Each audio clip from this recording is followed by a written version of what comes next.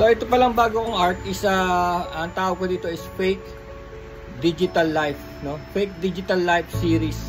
So ito yung kumakatawan sa ating mga individual na parang yung buhay natin sa digital. Lagi tayo nakakabit sa digital ngayon, lagi tayo may phone, lagi tayo nasa mga social media, no? Lagi tayo may mga kaibigan, mga friends natin libo-libo, no? Pero hindi natin kilala. Tsaka minsan, like kayo ng like sa isa't isa, no? Nagpa-follow kayo for years and years. Nagpa-follow kayo ng mga tao na to. Pero, actually, pag nagkita kayo in personal, hindi kayo nagkikibuan. Diba? Parang naiilang kayo sa isa't isa. Sabihin ko, oh, i-like ko yung ganito mo, ah. Oh, nakakita kita, nag-broadcast ka, nag-live ka kahapon, ganito sinabi mo, gano'n-gano'n. Tapos parang clueless siya, clueless, no? Kasi fake digital life nga eh. Akala natin, mga kaibigan natin sila. Pero actually, hindi talaga. Disconnected. Parang useless, no? Parang waste of time na kunwari meron ka mga kaibigan all over the world. Pero pag nagkita kayo, deadmahan, no? Deadmahan. Parang wala lang talaga.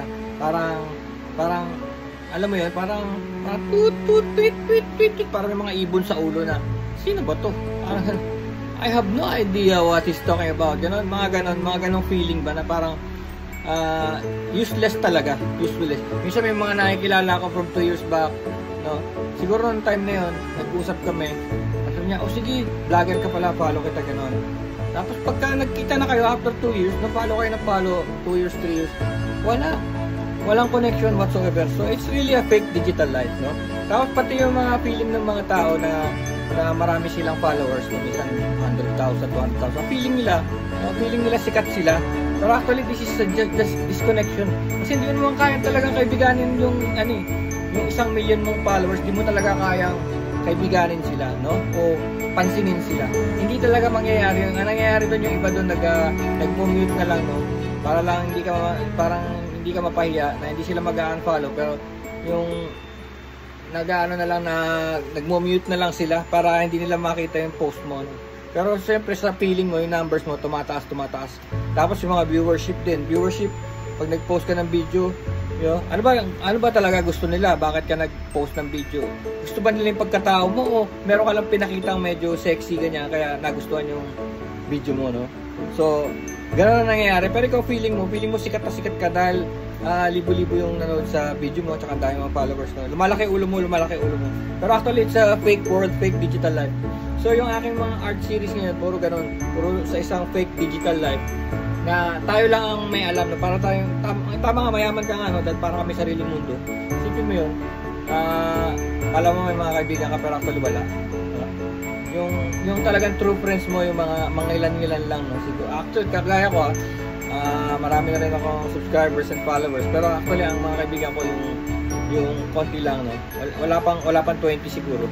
Yung mga dati kong klase nung since high school pa, elementary, gano'n. Yun lang yung mga kaibigan ko talaga. Pero minsan sabihin mo na kunwari pupunta ka sa isang lugar, kaibigan mo lahat yun. Kaya minsan may yung mga team ganyan, no? May mga vloggers night. Gusto ko, lahat sila vlogger, no? Pero lahat sila hindi mo kilala, no? Parang sinasabi nila, dapat kilala mo ko, no? Nag-viral yung video ko kahapon, gano'n. Dapat kilala mo ko, bakit di mo ko kilala, gano'n. So lahat sila meron silang sariling mundo, no? Ika nga, may sariling mundo. Lahat ng may camera ngayon, sasabihin mo vlogger na eh, no? Diba?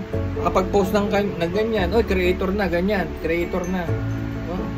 Parang sa pangalan lang, no? Pero actually it's a fake digital world, no? So abangan nyo yung fake digital world series ko of arts. Tapos may Christmas party ara kami lalabas yung aming unang fake digital world art at fake digital life art.